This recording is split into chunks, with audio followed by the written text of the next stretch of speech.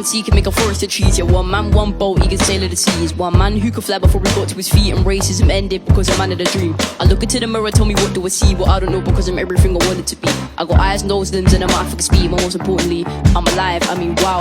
The fact that I got lungs I can breathe. The fact that I'm allowed to talk is a freedom of speech. Watching people kill people while I'm murdering beats. And we put all on fours till one got to his feet. Now they say it's not over till the fat lady sings. But fat lady got vocal, hear the voice and the rings. Now my neck is feeling heavy from the stress and the bling. But you move from EUs while I move to painting. Gotta stand up, let everybody hear your song. Stay up, don't let nobody set you down. Stand up, let everybody hear your song. Stay up, don't let nobody set you down.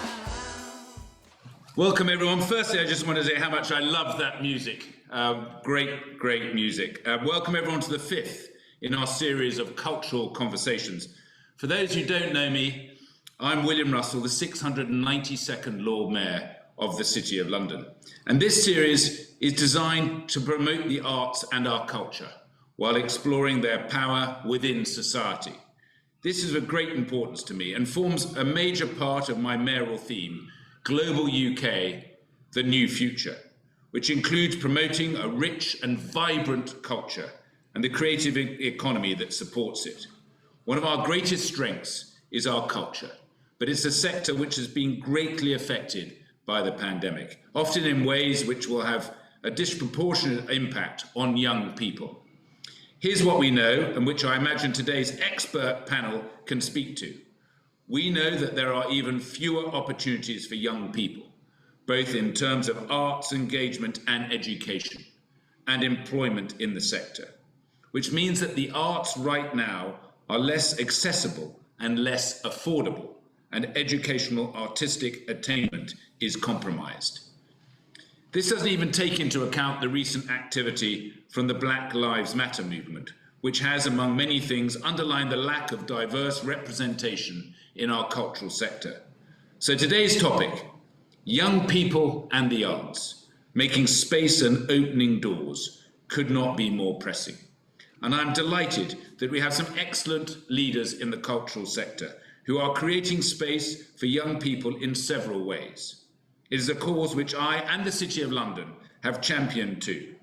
In the report published by the Cultural and Commerce Task Force, which I co-chaired, one of our 5 recommendations had young people's place in the arts at its centre. In fact, we called it a pressing priority for the sector, one which could be partially solved through the cultural and commercial sector working closer together.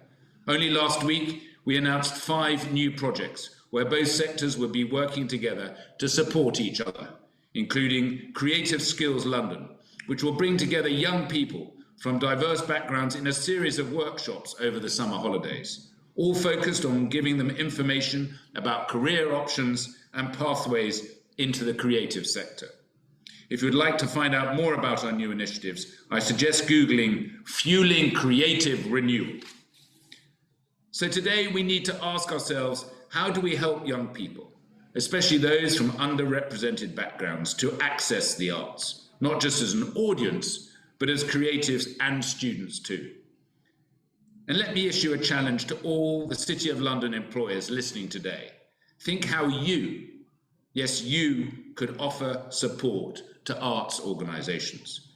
Do you have successful programs for recruiting young people from underrepresented backgrounds? Can you support arts organisations by enabling them to offer proper salaries to young people who are part of the government's Kickstart programme? Could you help arts organisations by paying for a trained and experienced diversity and inclusion post, which could help ensure that young people from minoritised backgrounds feel comfortable within the arts workplace? If you answered yes to any of those questions, then well done. That's great. And I invite all of you, as well as everyone else watching, to listen and be inspired to make great change for young people in the arts. Thank you, Sherry, Neil, Montana, Rennie, Abdul and Lemn for taking time out of their busy schedules to be with us today. And thank you, Gemma, for agreeing to chair today's discussion. And thank you also to the Genesis Foundation for your continued support of this series. And now, let's begin. Gemma, over to you. Hello, hi. I'm still getting used to this Zoom world, but it's so lovely to be here, and it's such an amazing portal to be able to bring so many incredible people together. I said yes to this because this is a subject matter that is very important to me. In fact, just hearing the Lord Mayor speak, and thank you for that. Thank you very much for helping facilitate today's discussion, made me feel kind of fizzy and crackly and emotional, because I am not just a lover of the arts. I sometimes sort of morph into an artist myself. I have many loved ones and friends, and admire many artists. And I also see the arts personally as a type of salvation. I think that when I was younger, I never would have expected to have been given the opportunities that I have in my working life and in my career, and to have met some of the mentors or angel type people, as I call them, along the way, who I really did actually need, because I was a young woman growing up in the suburbs of London, a woman of colour who didn't always feel understood and didn't come from the most kind of perfect quote unquote background. So the arts has definitely shaped and molded and I would say sort of saved me to become the person that I want to be. So thank you all for being part of this conversation. Without further ado, I would love to introduce you to our qualified, incredible, and fascinating panel. I'm going to start with you, Abdul, and then I'm going to ask everybody to introduce themselves in a very specific way. I want you to introduce yourself as though you are going for your best job ever. Okay, no modesty here. Like, let's just go for it. Jazz hands and all. Give me your best accolades and why you're on the panel. Wow. Okay. So I'm Abdul Shayek. I'm a theatre director. I am the current artistic director of Tara Theatre. We've just rebranded from being Tara Arts. We've just had our first season. We just smashed it, had a great set of performances, launched it with young people and a young people show. I'm from London. And Whereabouts? Stratford East, representing the East. Sorry guys, whoever's from any other part of London. Yeah, I'm an East Londoner through and through. Yeah, and I guess my engagement with the arts, similar to you, Gemma. You know, I grew up in a single parent family with on benefits. I didn't really have access to the arts, and it completely shifted my perspectives and life opportunities, and just completely opened up a new world to me. And I think that needs to be more readily available to a range of different people. So, you know, it's been a real massive eye-opener for me. And I guess in terms of accolades, I went to Wales, where I was with National Theatre Wales for 2 years. And then I set up a company initially as a concept in terms of trying to change what was going on in Wales, because diversity levels there were pretty poor. I'd normally be the only person from a Black, Asian, ethnically diverse background in an auditorium, in the audience, making work, seeing work, and I wanted to change that. So I set up a company in 2015 called FIO, which is now, which I've now left, but I've left the legacy because someone else has taken over, and their post is funded, and they're going to make amazing work. And I've come back to London. I hope that was all right. That was amazing. And of all the things that you said, one of the things that made my heart skip a beat was the fact that you, in your career, put your head above the parapet and said, it's not okay that I'm the only person here representing, you know, what I see reflected in the mirror. And you decided to like use your energy, your time to make change. So I love a progressor. Thank you. Cherry, hi. Hello there. Go for it. I'm going for it. Hi, my name is Cherry. I'm a 19-year-old writer, director, performer, spoken word artist, all-round creative person, living in London, born and bred Southwest, not East, I'm afraid, sorry. I've spent a lot of time in the sort of community programs of theatres, I am working on a short collection of poetry about growing up in London, which hopefully will come out soon if I can get it done.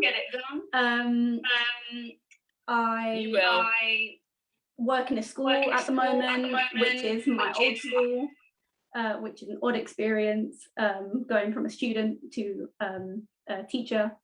That's me. Hi. And how would you describe your connection to the arts? Like, what does it mean to you in your life? What does arts mean to me? It's a bit of like, it's my escape and my expressionism, and I couldn't imagine life without arts. I forgot to mention why I'm here, which is sort of like the big thing. I'm a member of Boundless It's advisory group, youth advisory group, and I'm here representing Boundless as a young person. And if you guys don't know about Boundless, they are an incredible organisation and production company, etc., who are really putting their money where their mouth is, so to speak, in terms of being able to keep theatre a viable option when it comes to career or even an activity to do if you are a young person, because it's insane to me that that is becoming less and less so. So Boundless, put them on your radar if you don't know about them already. Absolutely. Lemn, I'm sure that a lot of people know your accolades, but I'm sure there are even more than we know about. Who are you? Who are you? Well, yeah, I mean, success to me is knowing that you are well in the morning and that those you love are well, those who are around you. And it's always been that. But my name is Lemn Sissay. I'm a creative. I am a trustee of the Foundling Museum, trustee of the Manchester University, trustee of the Christmas dinners, who we get Christmas dinners to people who've been in care between the ages of 18 and 25. There were 19 Christmas dinners throughout the country this year. We're not centrally funded. We don't want central funding. We don't want a worker. We don't want to build an empirical structure that simply copies the structures that we are trying to break down. So we find, and it works. So there were 19 this year. It started in 2013. I believe the arts is the heart of who we are. I don't think it's a minority sport. I'm a poet by trade. There's poetry in music. There's poetry, just hearing some a minute ago. There's poetry in film. There's poetry in song.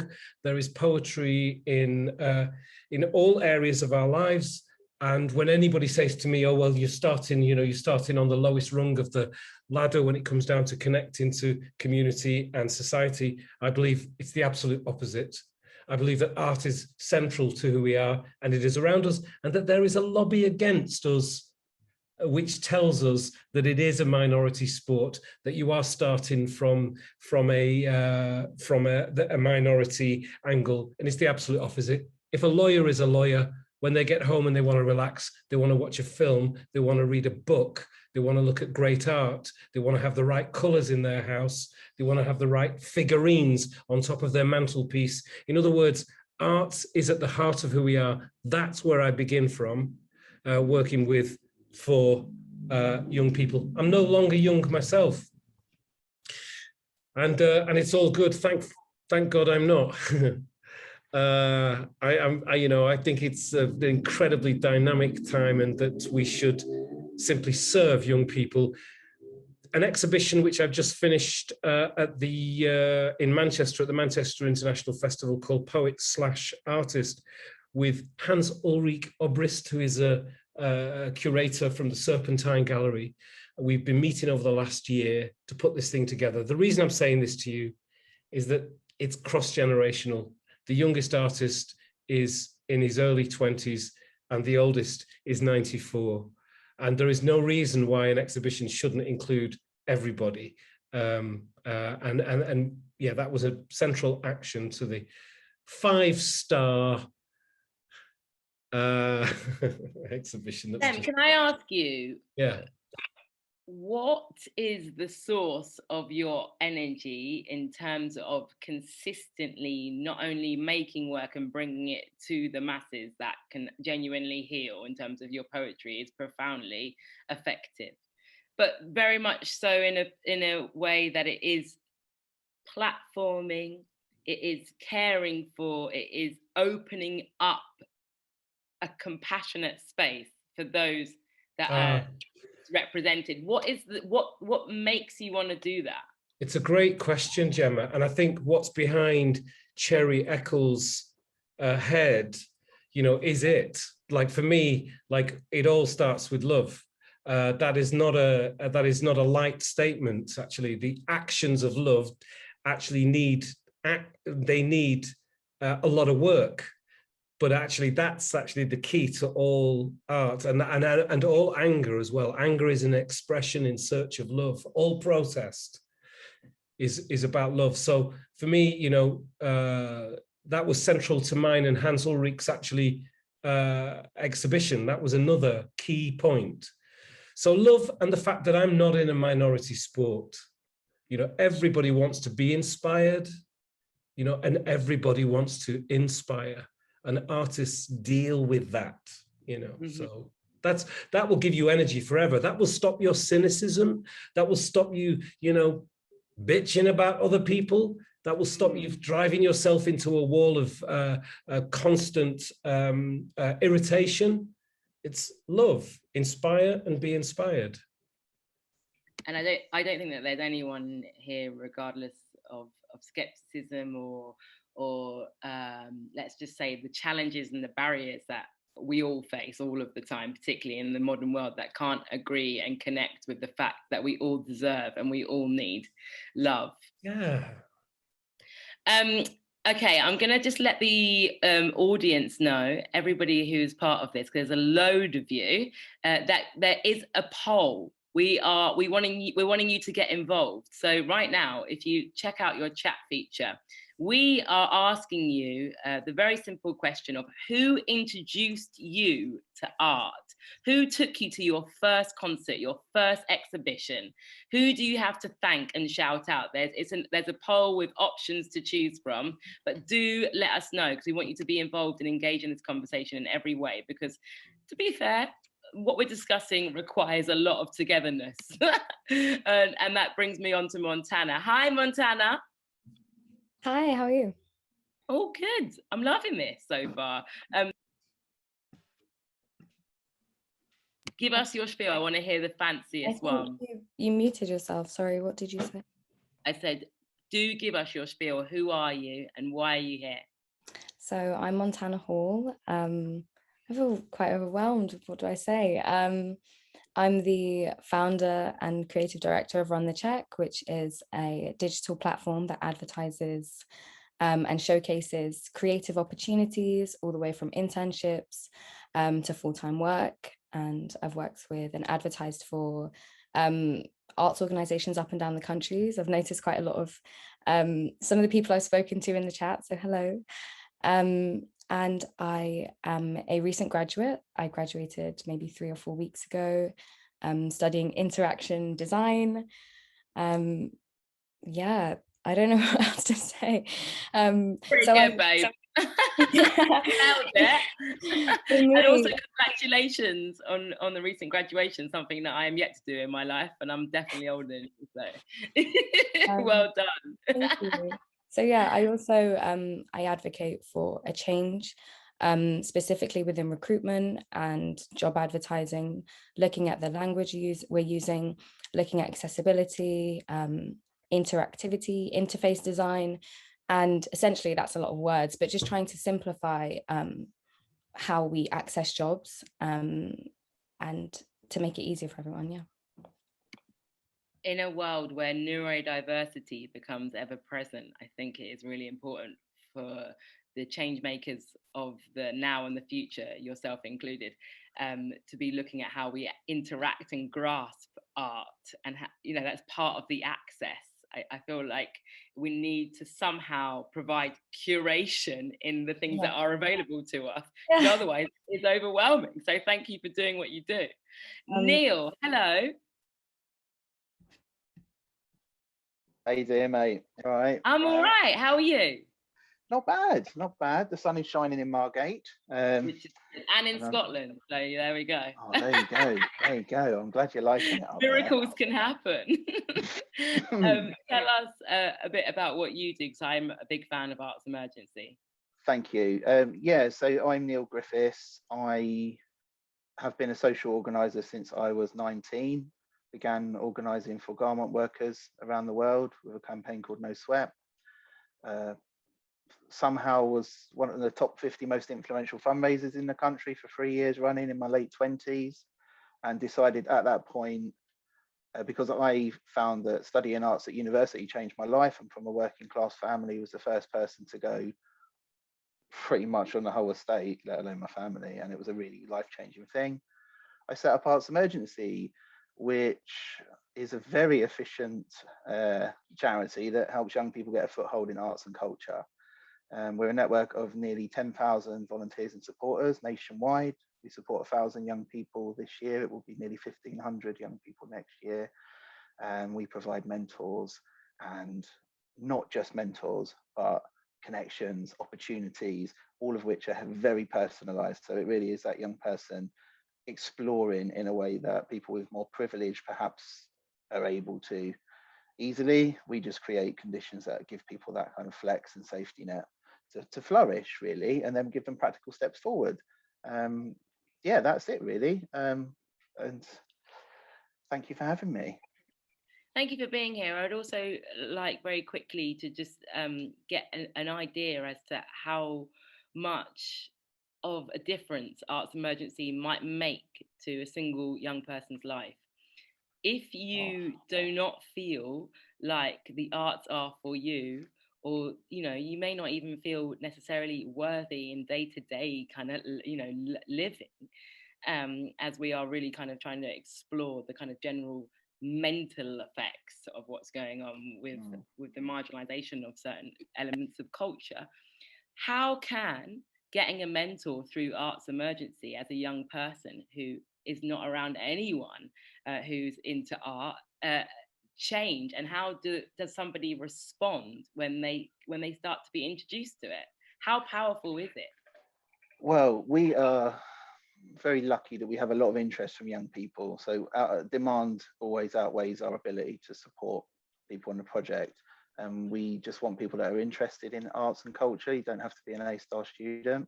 And probably the kind of optimum person that applies is someone that maybe doesn't know if they want to go to uni, doesn't have a very specific vocational vision, but is interested in lots of things and has a bit of hustle, and needs a little bit of fanning on their flames to take a path. So we have a really big impact in terms of people going to university to study arts and humanities. 95% of our participants year on year apply for a course at university, which is great for me as co-founder, because it was my inspiration and my moment of change. But also it's about connections. So we well over 7,000 people from the top to the entry level, career level, in every single conceivable creative and cultural industry. So we can make introductions to people. We can do that in a safe and managed way as well, and set up structures and boundaries for that. But it's also about the peer support. So we've been going for 10 years now. And it's about young people, as for many of us that have broken into industries of different sorts, about looking around that room and seeing they're not the only person. They might be in certain workplaces, but they've got somewhere to go. They've got people on their Discord or the WhatsApp to talk about issues that come up in workplaces, from microaggressions to questions about, should I be getting paid more? What should this contract look like? And just encouragement and co-production. And that's a really important area for us now, as we kind of, over the next few years, grow into the thousands and thousands of young people in this network, keeping it personal and making sure that the people in it own it. So yeah, I think there's a lot of different ways that we have impact. And I'm really proud to say thank you. We've got literary agents and all kinds of people now in the network. And I would say for anybody who is trying to create positive change within their organization right now, like, listen out for the buzzwords. There are people that have researched and are doing it, and they're doing it in a multitude of ways, because it is more than appointing somebody to be in charge of diversity and sending out an email every now and then about you know, how many percentage of people of colour have been employed in the past year. It really does require a spectrum of support to be able to open the doors for the next generation, especially. So it does require like a layered effect, which can be overwhelming, but at the same time, for me, it's really exciting because you can't engineer it. It's not something you can just put in place. You have to allow people to have that agency and ownership and power. Culture is power as much as political power or economic power. And when young people realize they have that and work together, you know, that's why our organization flourishes like it does. And that's why we're lucky at like Lemn's project, we're not funded by huge government bodies. We are funded by £5 monthly donations or £2 monthly donations from some individuals. But that is because keep it personal. So yeah, keep it personal. All these taglines, I'm just going to keep repeating them when I hear them. Renee, I'm sorry for the delay, but I haven't forgotten you. Please take it away. Hey, Gemma. Yeah, I was wondering when you were going to get to me, but glad we finally got around it. Hello, so I'm Renee Odjidja, and I'm curator for the youth programs at Whitechapel Gallery in East London. So also representing East over here, Abdul. I am responsible for developing artist commissions and exhibitions, but also free projects, workshops, events, professional opportunities with and for young people aged 15 to 24. I say with and for because they are my collaborators. I don't necessarily run the program, we run the program together. And some of them are in here in the chat, and I'm sure they will tell you that.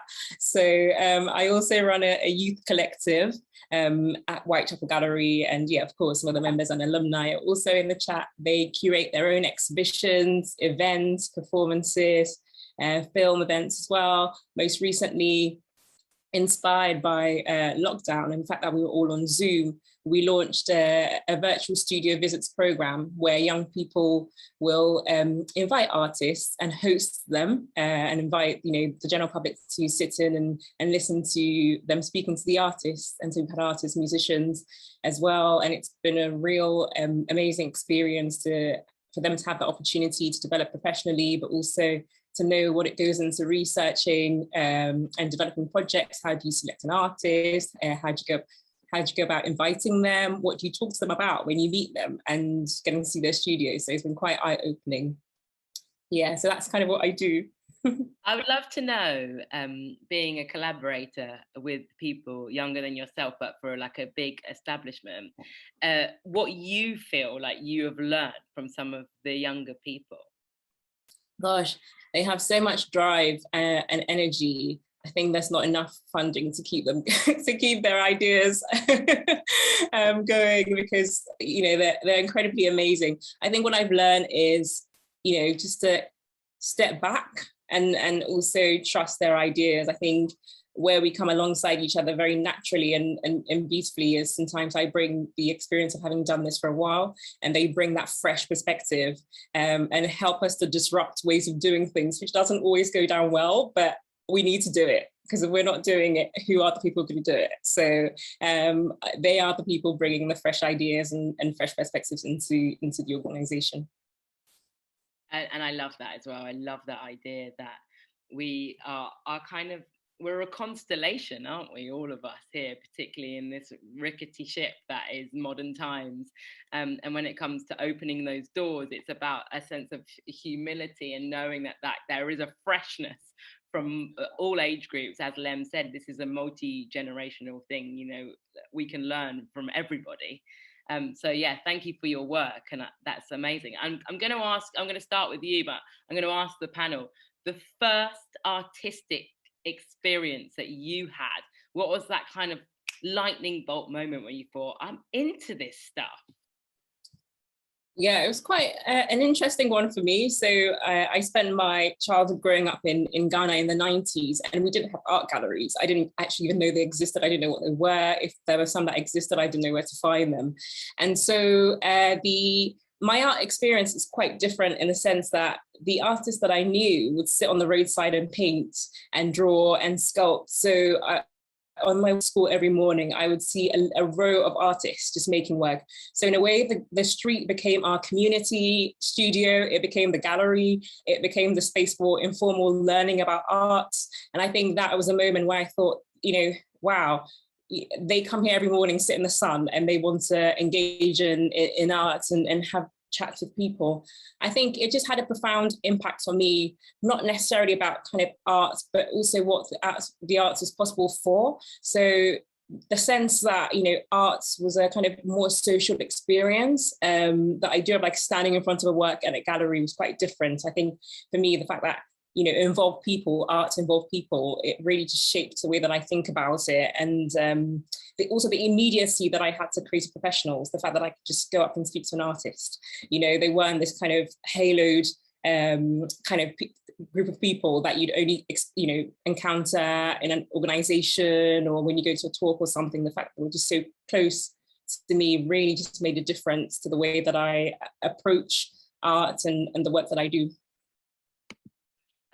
Neil, Montana, Lem, Cherry, and Abdul, what were your first moments, starting with you, Neil? I'm going to roll through it as though this is some okay. live I mean, TV show.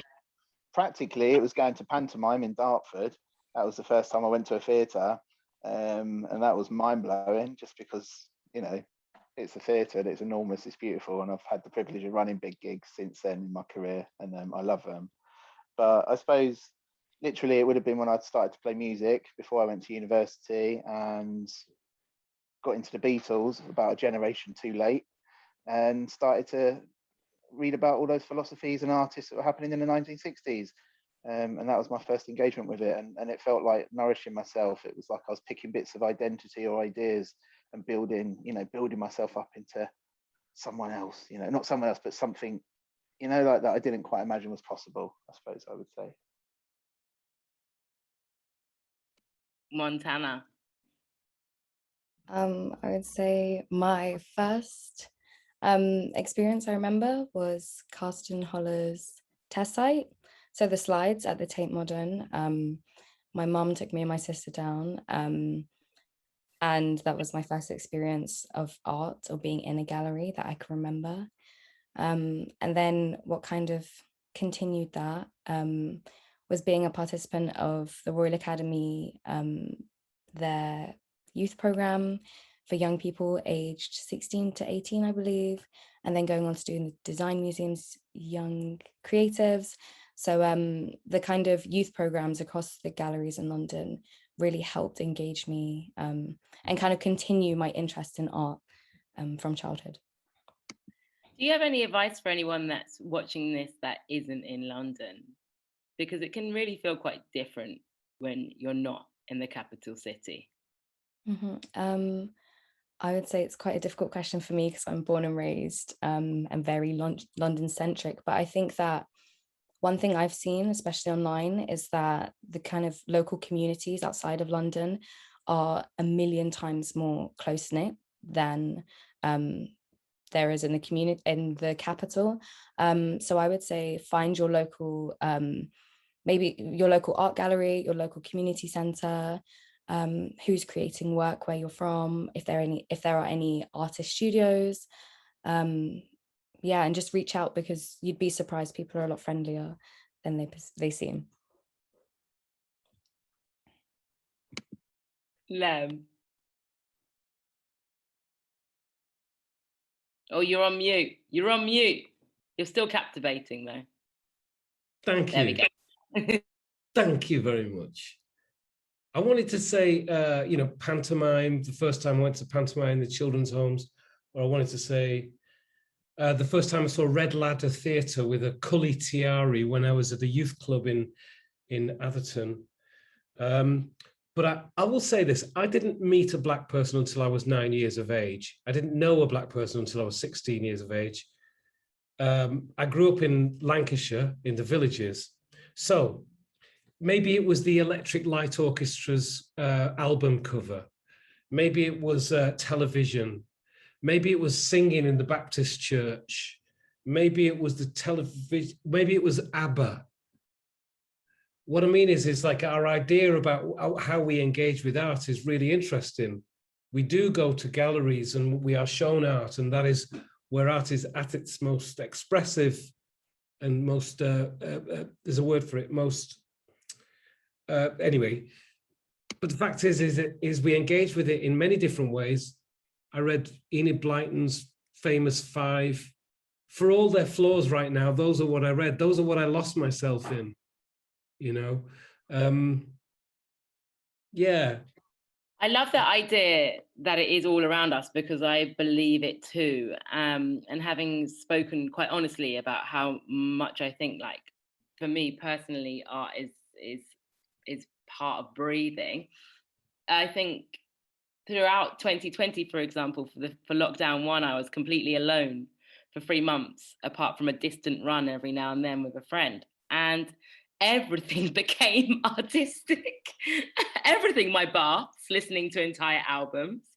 The sea that I could see regularly became the most romantic thing, even though I love the sea anyway. It was like otherworldly. The moon, the roses that were growing in the front garden, they became my friends. And I think that for me, no matter how hippie that sounds, it's connected back to the love that you described, which for me is very much about being artistic.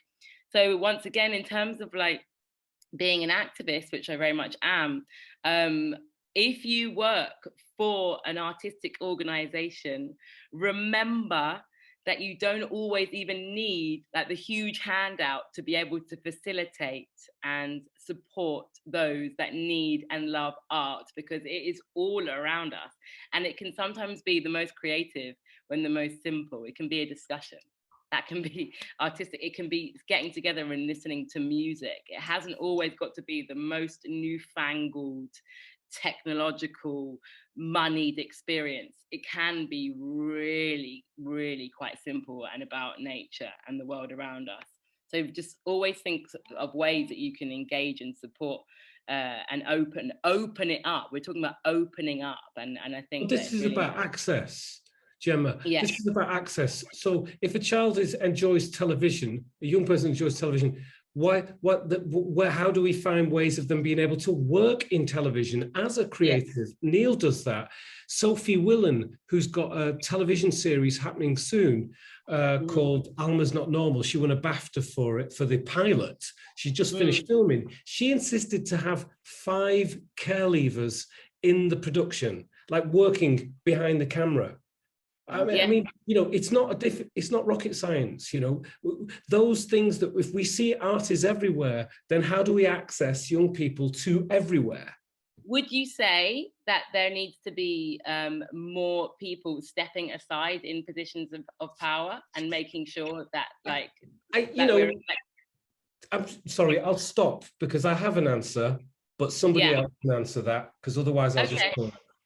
I mean, there's a lot of us ready to talk, and do feel free to jump in and unmute yourself if you want to. I'm chairing, but at the same time, I'm very aware there's a lot of us. So is there anybody that wants to answer that? Should we, I got poetic and flowery about how art is everywhere, but if we are to become, you know, the artistic kind of leaders of the future and access it in such a way systematically, I'll take that. Should people be stepping aside? I think that you can answer that one or two ways. You can say, yeah, because sharp-elbowed people now more than ever, with the lack of funding that will be coming for things like community arts, government funding for the arts and education, you need to be sharp-elbowed. You need to be at least a middle-class person with connections and that. So yes, in that sense, but actually no. If you want to say what sort of world do we want to be, there should be more positions, not about moving people on. It should be about the mix. It should be about the ability to participate, the ability to flourish, the ability to have your interests in life be TV. Because if you go for a job in TV, you can have your degree, you can have your contacts, but actually what often gets you the job is your passion for it. You'll know more about it than the person interviewing you, and they'll want to employ you. And it's that love of sharing. Like, sharing is the heart of creativity. And people, my movement here is a great example. Thousands and thousands and thousands of people doing little things that were so easy for them to do, sharing an email, sharing an opportunity they see, donating a $5 a month. But actually, it's a well, you know, it's an unlimited resource. So that's my double answer, sitting on the fence. Yes, if you want to be, arts are not important enough to fund everywhere. but actually no, there should be more space at the table, I would say. But it's an obvious that there should be more space, but how do we create it? Do we work within the systems, or do we create our new systems? And that's a question I ask myself on a regular basis. Should people be watching this thinking, I'm going to start my version of Arts Emergency, or should they be supporting Arts Emergency? Should they be thinking I'm going to work at the Whitechapel, or should they be creating an exhibition space in their local garage? Can I jump in on this? Because I think it's really interesting. This idea of starting your own thing. We're always told to start our own thing because there isn't any space in established organizations, and therefore we spend so much time starting our own thing. Like I was 21 when I first started my own organization in London, and then I was 2015 I started FEO, and I spent so much time doing the organizational stuff, trying to get the funding in, that someone's put something in the chat, make time to make. I think that's what they said. Make time to make time. Yeah, make time. No, you're right. Make time to make. Sorry, I got it wrong. So make time to make. I didn't have time to make.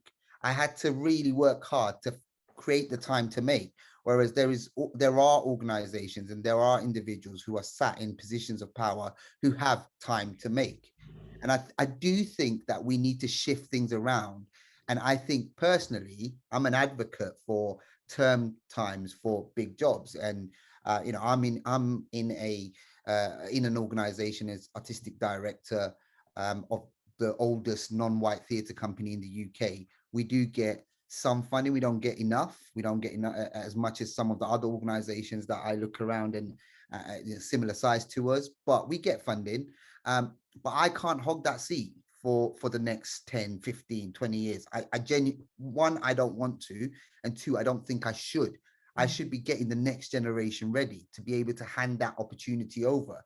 And we should be doing 5-7 year terms at most as artistic directors. We should pass on those resources and that platform to other people. So I do think there is something about us creating a sector and a structure that allows for us to create roles which are much more porous than they are at the moment.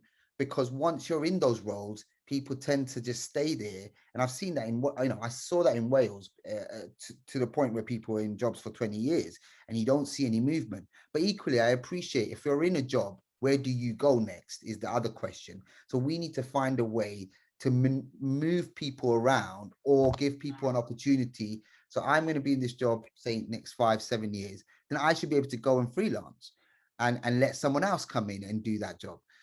Also, I wonder, like, how much money or how much power does one person actually need? No, I agree. There are plenty of people that have had enough of both. And I think just, go and take a holiday and chill. Like, give the opportunity to somebody. Lemn, I can see your face like this. What? Please. Can I? Sorry, go on, Tana. Montana. I was going to say, I think rather than kind of focusing on the existing systems that have kind of surpassed their time, I think we really need to kind of either disrupt these systems or create and change and make our own. For example, with Run the Check, when applying for a job, I didn't like the way the job, all job companies kind of advertise in a similar way. So I created a new system and people are adapting to that and people are shifting and changing to that. And so I think sometimes if we kind of look at these systems and kind of structures and put them on a pedestal, we overlook the space for new things to grow. I'm not disagreeing with that, but what I'm saying is that why is the onus on us to keep creating these systems when existing systems are overwhelmingly well funded and they take up all the resource? So then we're running around trying to figure out these new systems on really small amounts of cash and resource, and it's normally us and our time and without getting paid that enables these new systems to come to fruition. And whilst the other systems that exist are really well guarded and we can't break those systems apart.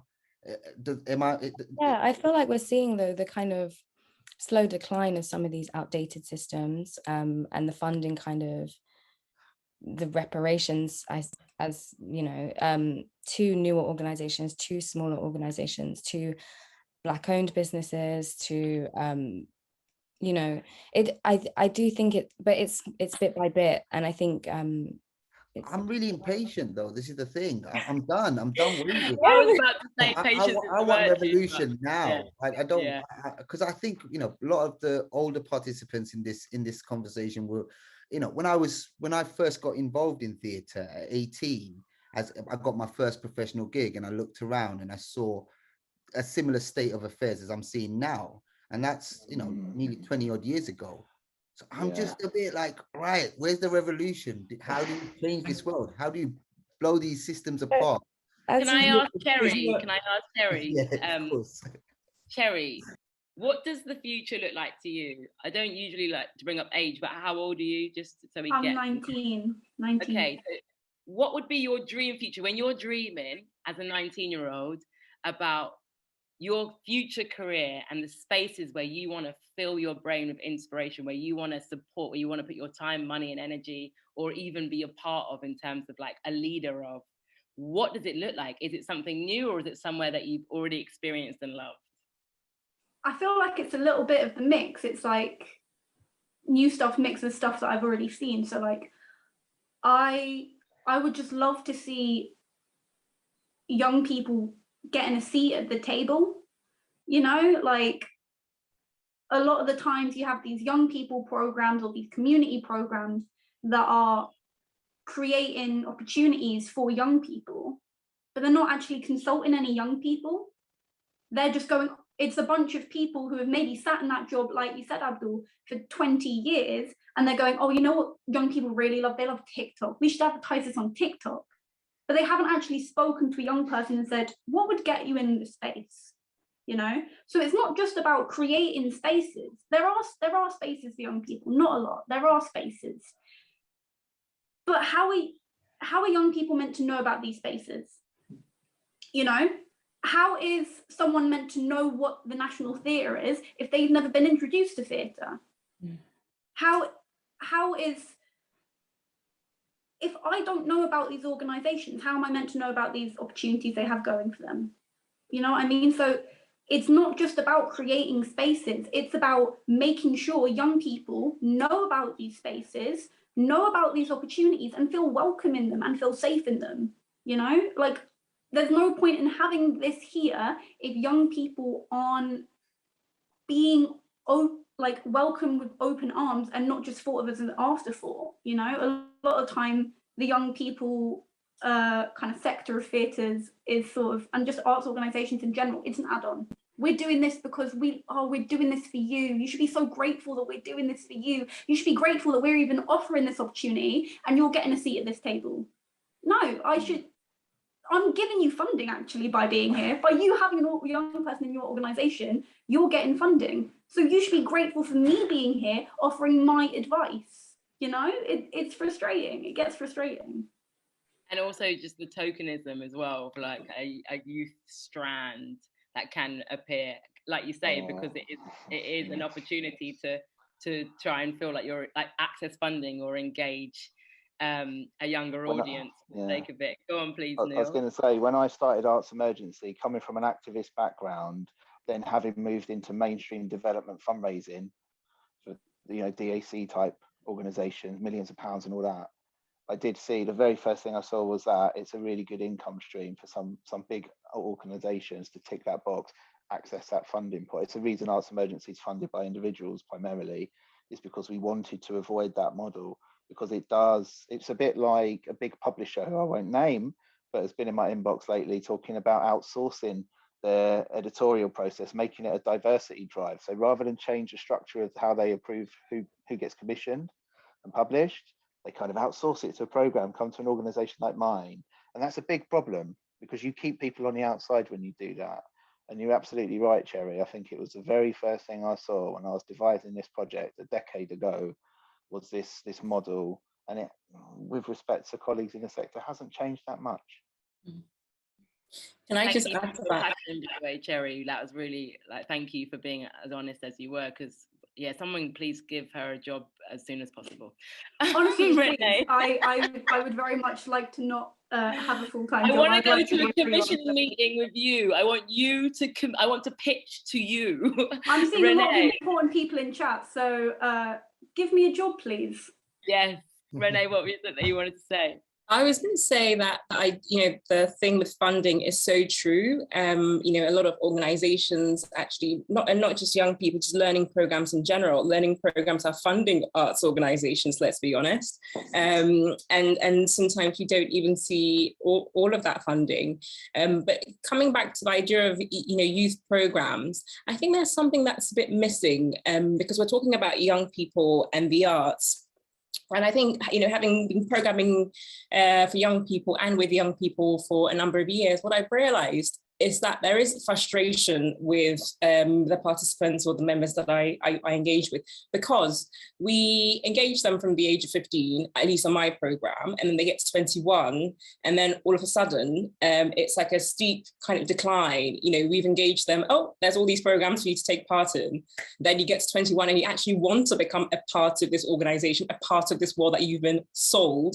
And then there's no way of getting into it because there are no kind of progression routes, there are no follow-up opportunities for them. And so, I mean, in the program that I run, the age has gone up. We're at 21 and now we're at 24. I don't know how high this is going to go, but I think there's a huge, gap between young people taking part in youth programs that are about engaging with arts through, long-term and short-term kind of opportunities. But then what happens when they want to go into the arts? And I think the other frustration that I'm feeling is as a Black person, I realize that sometimes I want my organization and other organizations to be more diverse. I go into spaces where I have meetings and it's literally everybody looks the same, or I sit in Zoom and everybody looks the same apart from me. And I think the other frustration is there are people from my background, from people with, from ethnically minoritized backgrounds who want to get into the arts, but who are the gatekeepers that are keeping them out? And that is my question, because all of a sudden we're at the point where arts organizations are like, Black Lives Matter happened last year, we need to change. But you haven't nurtured people of color. You haven't nurtured them into these organizations. How are they going to fill in the roles if you haven't actually created the space for them to come in? And also, what are the recruitment processes and what do they look like? Because if we're going to be recruiting using the same old systems, we're not disrupting them, we're not changing them, and it's going to be the same old people that we're churning in and out of these organizations. No new voices are coming in, no new perspectives. And, in fact, let's also talk about how difficult it is when people of color get into these organizations. What is the work culture? What does the work culture look like? Can they survive? Can they thrive? So it's not just about getting young people into the arts, but are we creating sustainable systems for them to thrive and to be able to also open the doors for those behind them? Thank you. Absolutely, thank you so much. And I'm just like, come on.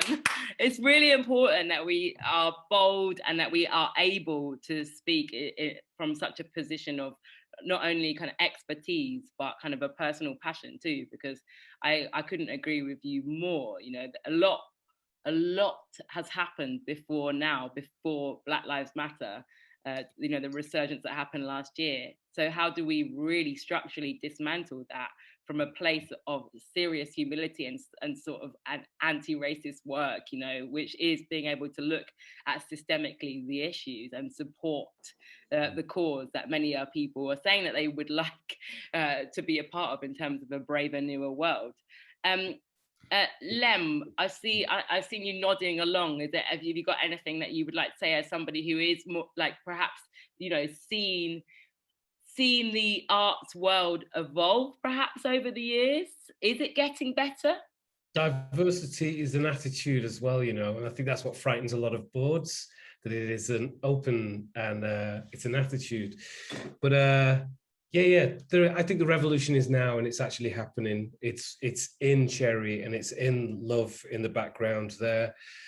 It's in this having this conversation in this environment, which would not have happened had it not been for people actually walking on the streets.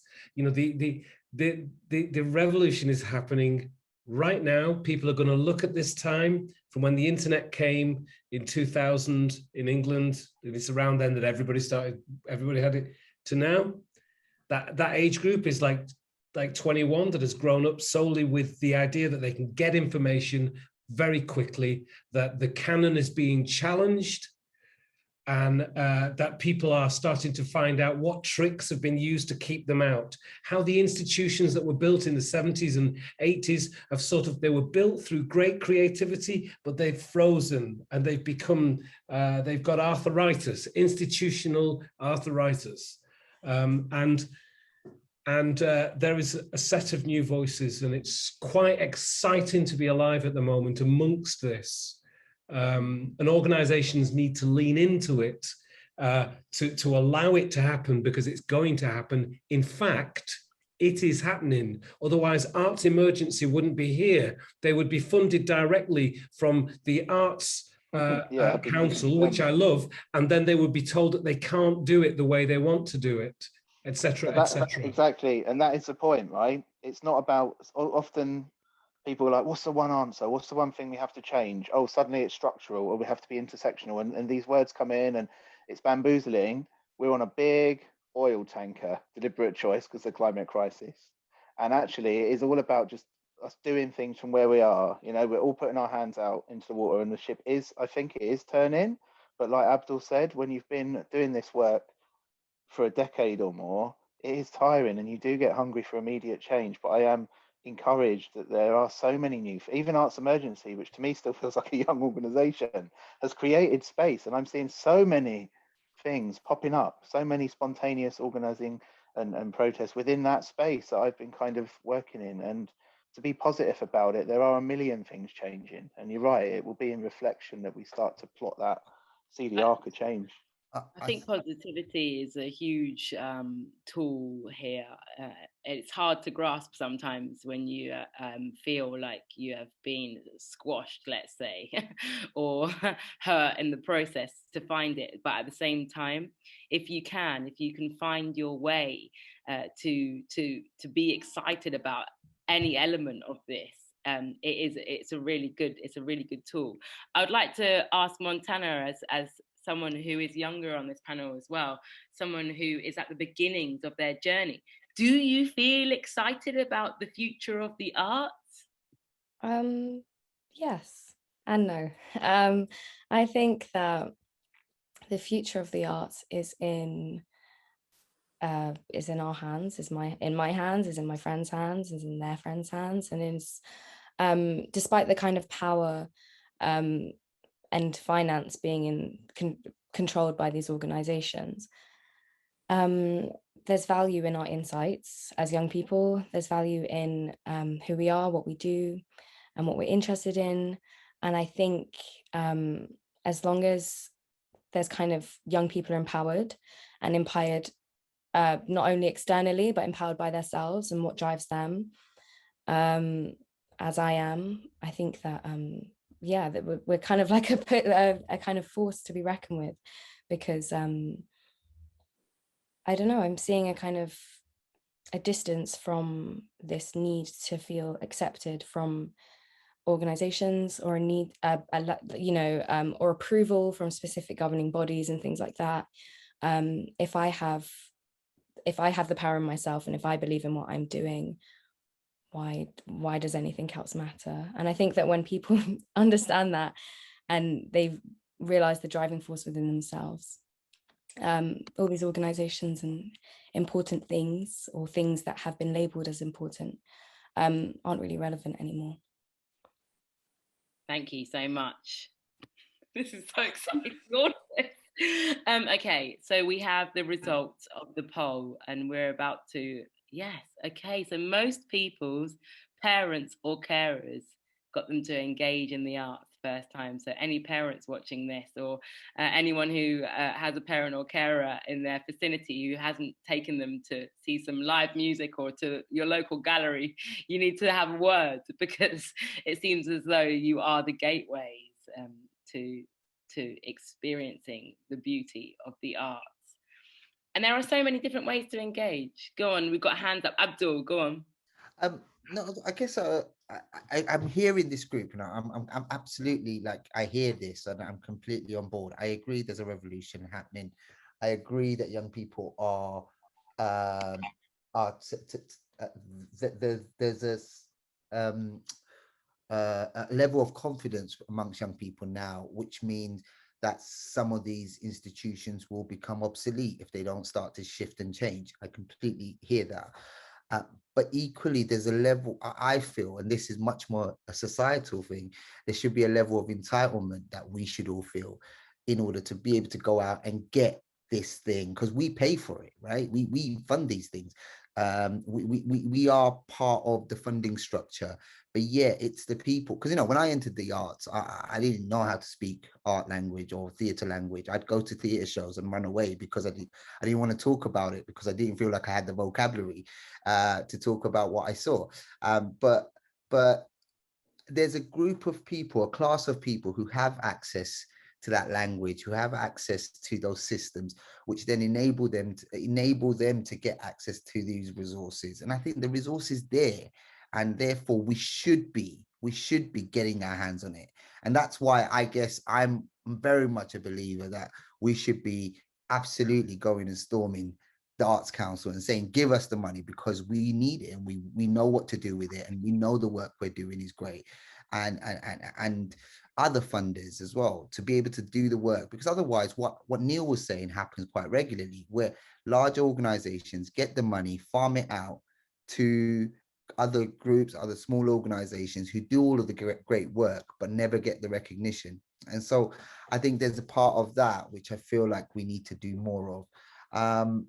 But yeah, and I don't know, I'm really struggling because I've just come back to London after 10 years away. And then I look at London and I kind of go, I've been in Wales, where, like, I was in Cardiff, and it was, in terms of the kind of diversity levels as opposed to London, I kind of go, wow, okay. But then I look at organizations within the art and who's working within these organizations, I see a similar pattern. And that really concerns me, because, you know, London should have a really diverse creative workforce, and it doesn't. And that's really problematic and really worrying for me. So how do we change that? You know, we need to do it now. We need to go with the momentum and really push on all fronts in every which way we can to make those shifts happen. Totally agree. Yeah, I think we ran an AHRC funded project with Edinburgh University that looked at the creative workforce in London. There are more people of colour employed in the creative industries in London than the rest of the country put together, and still massively underrepresented, you know, and that goes for class, that goes for gender as well. Like there is basically, if I was to summarize the culture that we might be looking at when we talk about these large institutions, it's like, it's a very elite, thin strata of culture, and it's produced by the same people that consume it almost. And that is a different, you know, that is something that, yeah, that's where their existential problem comes, when you're in that strata, you know, your opera or you know, something like that.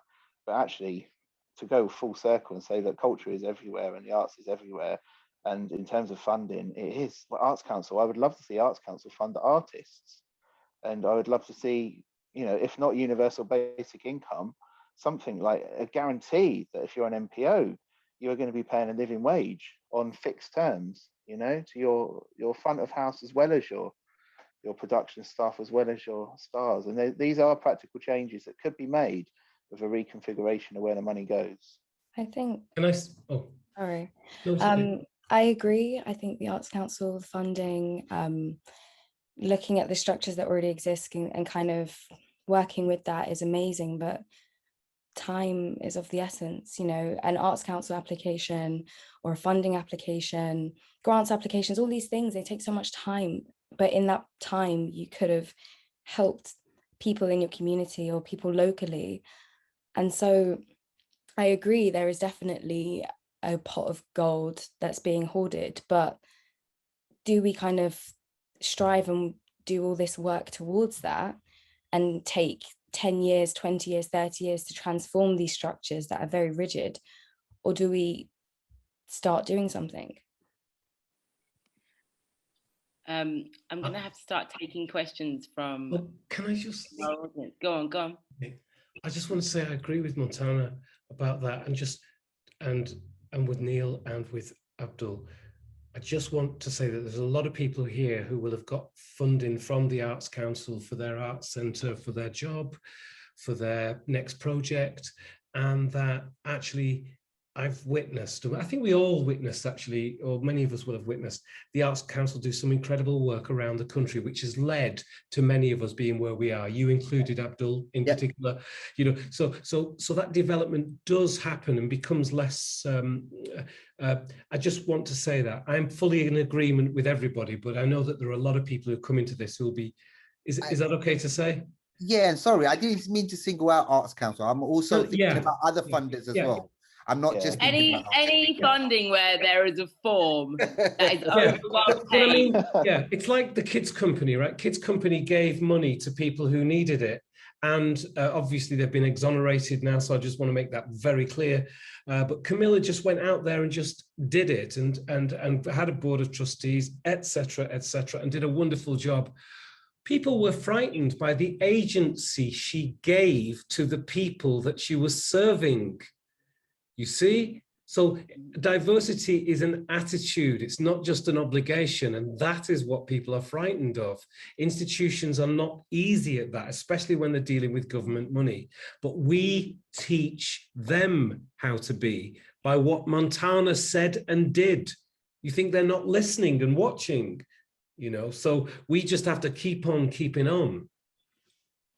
Okay, Jessie. I now go back to we're going to go out into the audience. Hello. I know that you have a question. Hi. Hello. Hi. I do have a question. So my name's Jessie, and I work as the Fair Access Manager at the Royal Conservatoire of Scotland, and I've been really fascinated. Thank you for your all of your really amazing insights.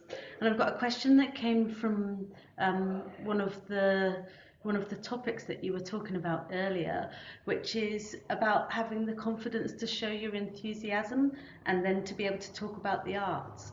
And I just wanted to put to the panel, what if you don't have that confidence in the first place to do that chat? How do you step into the arts? Can I take this? I've got a lot of young people don't have the confidence to go to a theatre and say, look, I'm a young person who's really interested in theatre. Can I come and meet you? Can I come and have a look around your theatre? Can I have a conversation with you?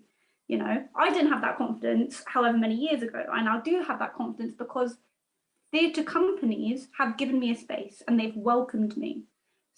People like Boundless, you know, they've treated me not as a spare part, but as an artist and as a professional artist. My first contact with them was when I was 16, and they paid me to do a read through for them. As a young person, they paid me the equity minimum. Now, as a young person, I went, oh my God, I'm getting paid like a professional. This means I'm a professional now. This is insane. And I was blown away, and being made to feel like I have a space at the table, like Boundless do incredibly. They give me a space at the table. I've been involved in hiring people for their company.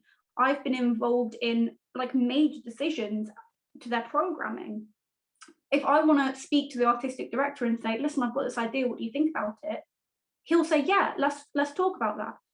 Being welcomed into a space and being made to feel like I belong in that space makes me confident enough to go and make a space for myself. So because I've had companies welcome me in, make me feel safe, make me feel like I have an important and unique point of view, I now have the confidence to go to a company and say, my name's Cherry, I want to chat to you about this idea. And that's something I still lack confidence in, but it's I do have just a little bit to say, my name's Cherry, I want to work with you. I've got a point of view and unique thing to say. Amazing. Can I just add to that? Because I draw my own personal experience. Where I work at Whitechapel Gallery, but I remember as a young person walking past it many times and not feeling comfortable to go in. And so actually sometimes how we have to acknowledge how buildings themselves can feel very alienating from the outside. And so sometimes it's not about also just kind of going in and making yourself heard. It's about them coming to you wherever you are in the space that you feel comfortable. And part of my job is going to like careers fairs and like school assemblies and fairs and just speaking to people and saying, we'll come to you next time you come to us. And then, it's more of like an exchange. And I think that's been quite helpful because I know lots of, young people who now are amazing and in the arts, but they wouldn't necessarily have stepped through those doors because they had nobody to bring them in. It goes from seeing the front of house or receptionist dressed in a particular way and feeling like, actually I can't go in there, or there are many kind of invisible barriers as well as the more visible ones that we see. And I think what we also should be looking at is how these organizations can maybe come out of the building, and I think this year or the pandemic has proved that we can do that. We can exist beyond the structures within which we work. So I think there should be more kind of engagement. I think I would also add that sometimes I find that we shouldn't be kind of top down in the way that we approach this idea of going out to speak to people.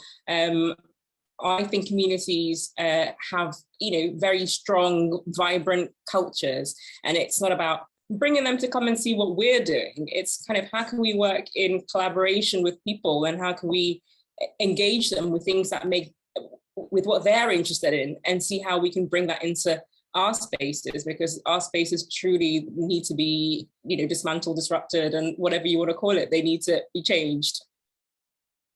Art started with community, but I find it interesting that arts organizations find it so hard to include community in any way. Like we've sort of been saying, a lot of the time people who are engaging with this art, the people who are making it, the people at the top, people who have the money and have the time, and they've been introduced to this from a young age. Why aren't we actually bringing in communities and saying, including them at every level, I gotta say, it blows my mind. I think, sorry, go on, Neil. I was just going to say, that's exactly, again, at Arts Emergency, what we do is we go in, someone applies and we go and meet them in their school and we have a conversation about their interests so that their entire experience with us is a cascading journey that comes from that point, because you engage someone about what they're interested in and who they are on their terms, on their turf, they have agency. And that is how you get the best of people as well. And if culture is nothing else, it should be about giving people space to flourish a bit more and feel like, yeah, I haven't got to fit in, but I am worth something as I am, I'm going to move on to another question so that people get the opportunity to come and be part of this conversation. This is a question from Amelia. Hello, Amelia. Are you there? I am here. Hi. Yay. Thank you so much. Thanks to all the panelists so far. You've been absolutely amazing. And Gemma, you've been wonderful. So thank you. I've heard a lot of great things. The kind of words that are coming up a lot for me are things like welcoming, space, and community. And they're coming from Cherry a lot as well, which is important. How much are you seeing when you think about Gen Z? So when you're thinking about younger people, there's 15% of them are identifying as LGBT, and another 20% of those are using they them pronouns or identifying as non-binary. And being LGBT is something that intersects everywhere. It intersects at race, class, people living with disabilities as well. So I'm just wondering how much you are seeing people introduce themselves with their pronouns, and how much you're seeing that in the spaces that you're occupying. Thank you for your question. I see that Lem has his hand up. Hey, Lem. Yeah, hi, Amelia. The exhibition that I've just done with Hans Ulrich, poet/artist in Manchester, we searched for poets who are artists who are poets around the world. One of the most common themes between them was that they define themselves as they. In fact, that became a really it became a feature of the artists whom we gathered together from around the world. A short while ago, I was in a place in Princeton at the Black Poets Get Together in New York, in Princeton, and the subject matter of that conference that galvanized all of the older poets as well as the younger was the writers who defined themselves as they. I personally think that the people who define themselves as they today actually will tell us more about whether our organizations are growing or not. So that is they are the people to listen to. One of the most exciting poets at the moment is J. Bernard, also, who defines themselves as they. I'm learning, our society is learning, and we need to lean into this. And that's it. That's as best as I can. It's taught me a lot in this exhibition. Yeah. Would anyone else like to speak on this question? I'd like to speak really quickly. Sorry. I work in a school predominantly with year 7s, which is, oh God, how old? They're 11 to 12. Yeah, they're 11 to 12. And it has absolutely shocked me how many of them feel comfortable going, I am gay, I am non-binary, I am bisexual. It's shocking, and it's especially shocking for me when I remember being in year 7, being very closeted, being teased for being a lesbian when I hadn't come out. People just call me lesbian. It's shocking how welcoming it is, and kids will come up to me and be like, Miss, what's your pronouns? Missy, are you pansexual, Miss? And it's like, I think it's really interesting, and I think it's a combination of two things, lockdown and the internet. Because of lockdown, these kids are spending a lot more time on the internet, and they have access to these conversations, and suddenly they're realizing, yeah, I do actually think girls are quite pretty. Yeah, I guess I am bisexual then. Oh, actually, yeah, I don't really understand why I'm a girl or why this person's a boy. I guess that does make me non-binary. And like they have this space where they're allowed to explore their identities a lot earlier than I did. I mean, I'm in the same generation as them. So even just like a 5-7 year gap, it has completely changed the sort of playing field of identity. Thank you so much. And I think one of the key elements of this is just being able to lean in, and there almost should be a completely, like a whole new discussion around gender when it comes to inclusion and how we identify ourselves, particularly when it comes to something that's supposedly as open and as creative as the arts. So thank you so much for your question, Amelia, and thank you for the responses.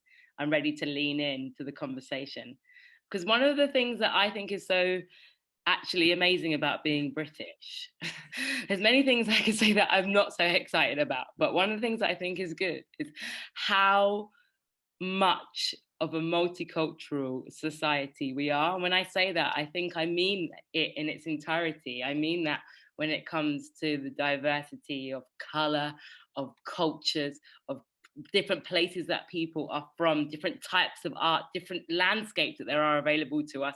And of course, that is included with how we identify ourselves when it comes to gender and who we love. I think it makes it even more of a progressive and exciting conversation. So let's keep leaning in and learning from the younger generations. We've got another question. Hello, Kiri.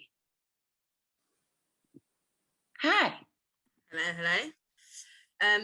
So my name's Kiri. I'm the participation producer from Cardboard Citizens. So we're just based down the road from Renee.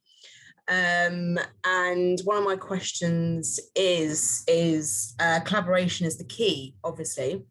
And we have a lot of great people in the room today, as well as the panel.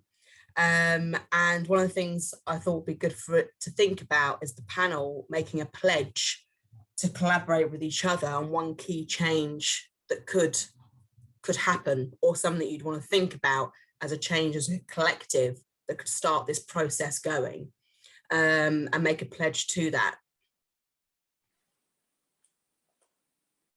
I love it. Action. Action.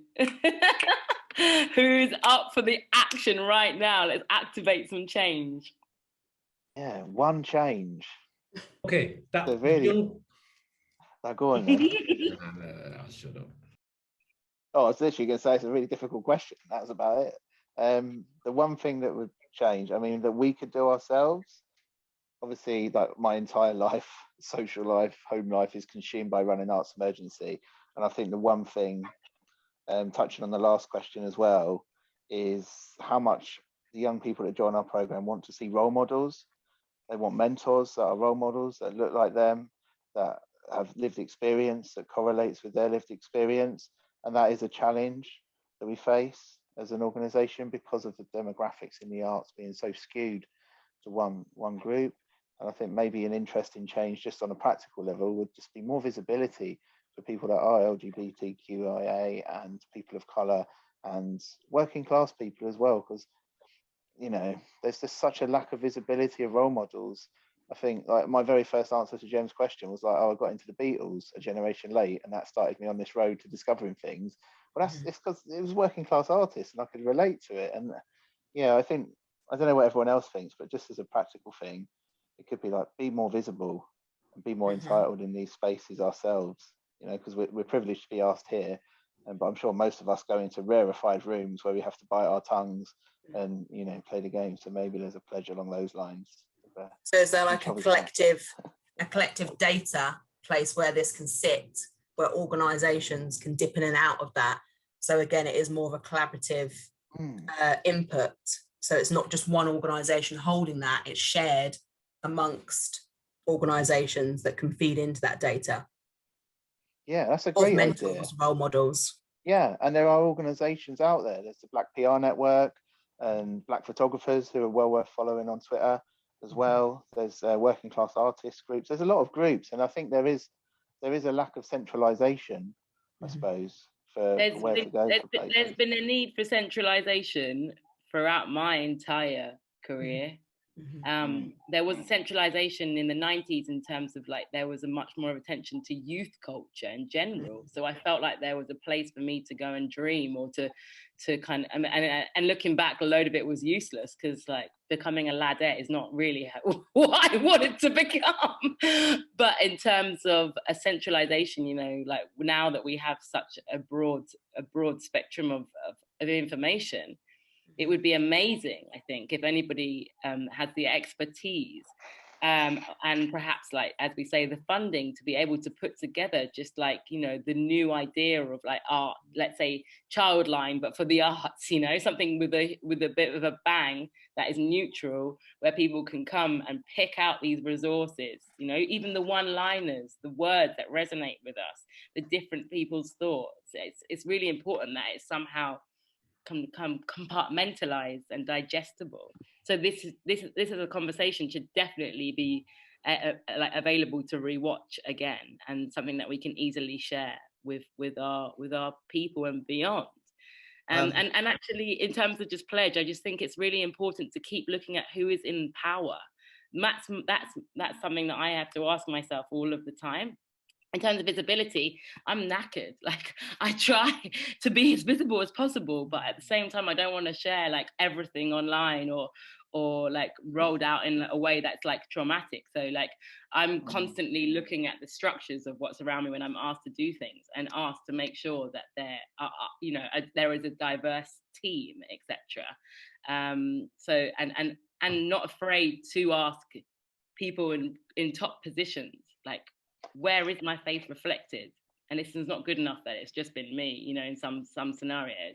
So I will keep speaking, absolutely. There are people doing some really interesting things in terms of kind of ways of supporting individuals around, for example, fundraising. So there's the White Pube group on Instagram who put on really great, you know, their funding applications.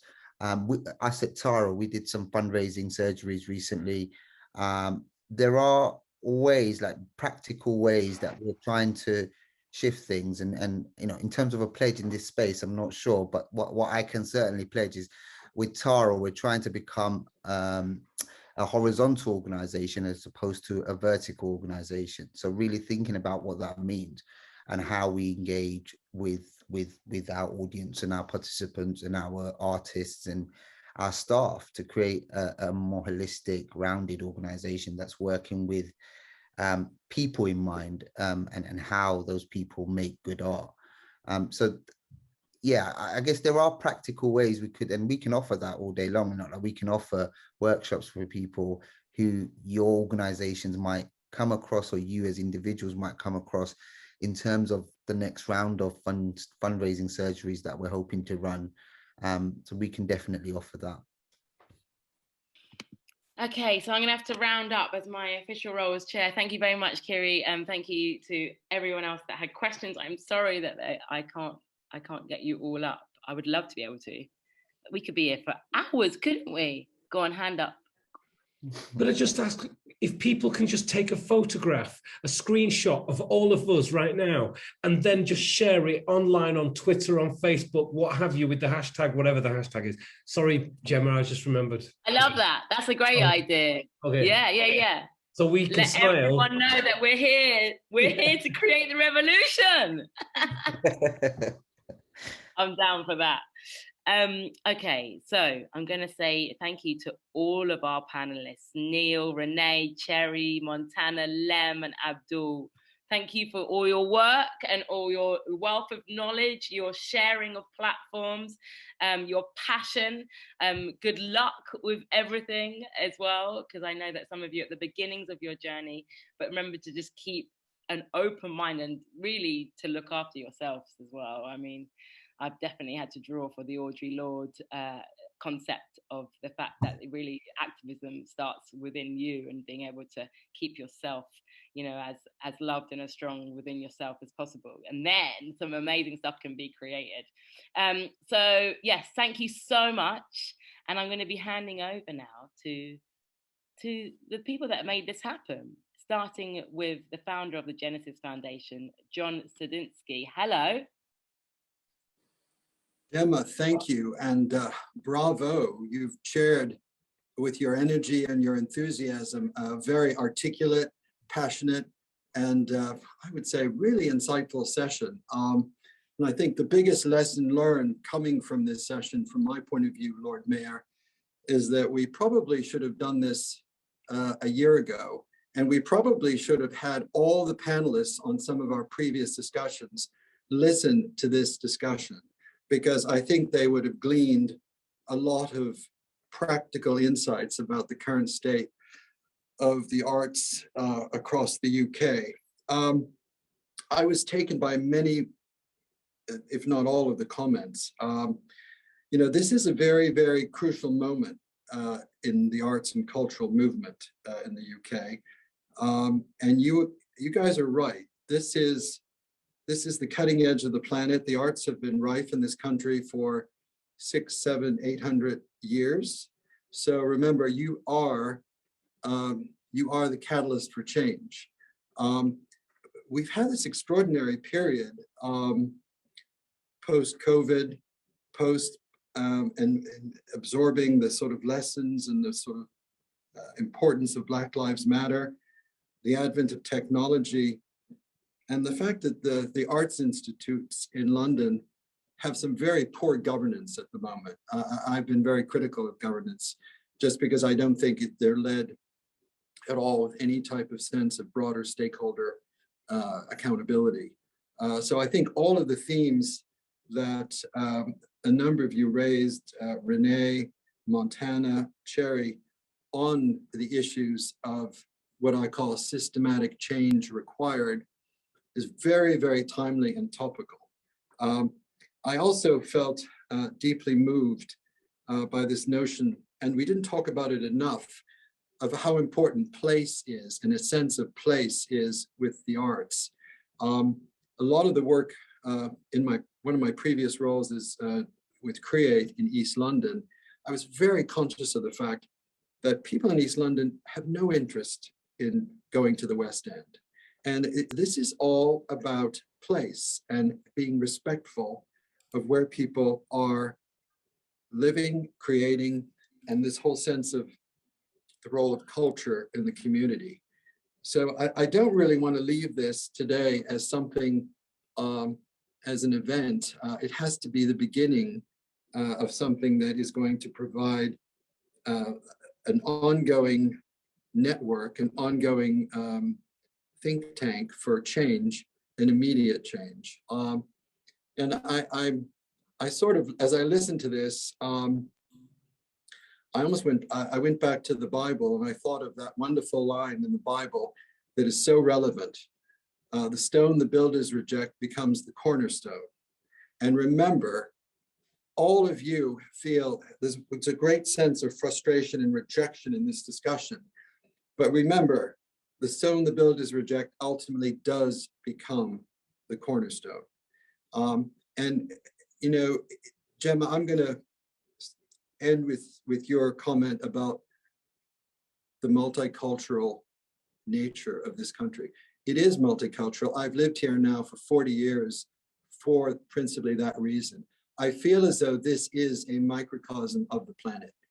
And if this type of change is going to take place, it's going to have to take place here as a reflection of how the cultural movement on all levels will have to change. And coming out of COVID, one of the lessons learned of COVID is the arts institutes that are going to survive are the ones that are nimble and dynamic and creative.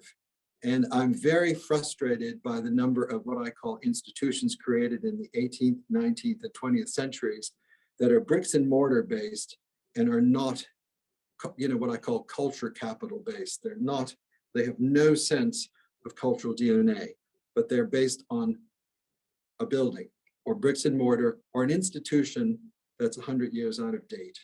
So I think it's important for you to keep all that in mind and have hope that you are embracing the issues. And we will, I think, with the Lord Mayor's leadership, be able to continue this discussion and make sure we get some more constructive change and involve a number of the institutions we've referred to here and get people not just to talk about it, but to actually make some structural change. Thank you all very much. Thank you so much. Thank you. Thank you for just the kind of the passion that, you know, like the truth that is coming out and been erupted amongst everybody. I find it very exciting because that's where some real change can happen. You're not just people aren't just saying what they feel like they should say or to impress. They're saying like what they kind of like have to say.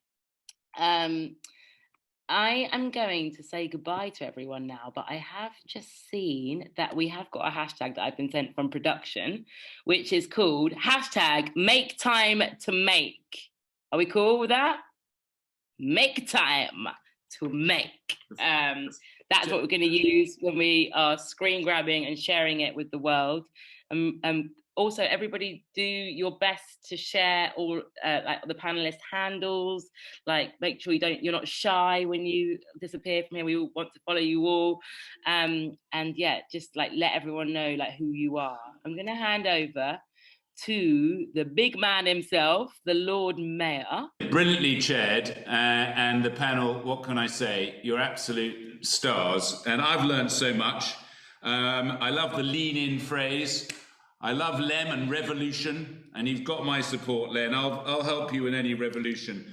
And the thing that also was it made me smile was my first going to the arts was my parents taking me, in fact, my grandfather taking me to see the Panto at the Palladium, aged 4, and it was Sir Tommy Steele doing Dick Whittington. And those of you all know Dick Whittington was Lord Mayor 4 times.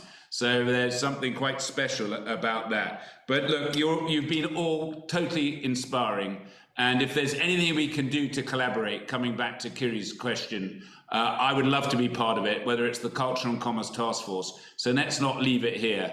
But thank you, and a huge thank you to my good friend Studs. Always difficult to follow you, Studs. But thank you for all your support on this. And I agree, we should have had this much earlier. So dynamic. But anyway, hopefully we'll follow up with lots of ideas. Thank you everyone for listening, and thank you again, Gemma, brilliantly chaired.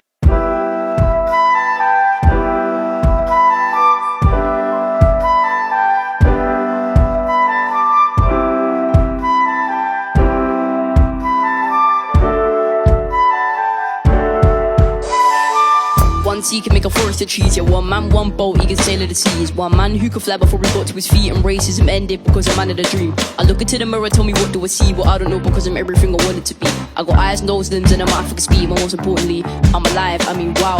The fact that I got lungs I could breathe, the fact that I'm allowed to talk because of freedom of speech. Watching people kill people while I'm murdering beats, and we put all on fours till one got to his feet. Now they say it's not over till the fat lady sings, but fat lady got vocal, hear the voice and the rings. Now my neck is feeling heavy from the stress and the bling, but you move from EUs while I'm moved to bang. Gotta stand up, stand up. Let everybody hear your song. Stay up, stay up. Don't let nobody sit you down. Stand up, stand up. Let everybody hear your song. Stay up, stay up. Don't let nobody set you down.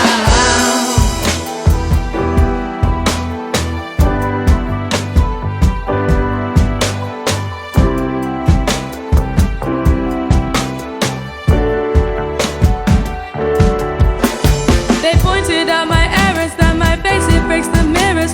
For me there was no turning back, just had to live like that. Nobody saw me, nobody heard me, everybody saw what they said.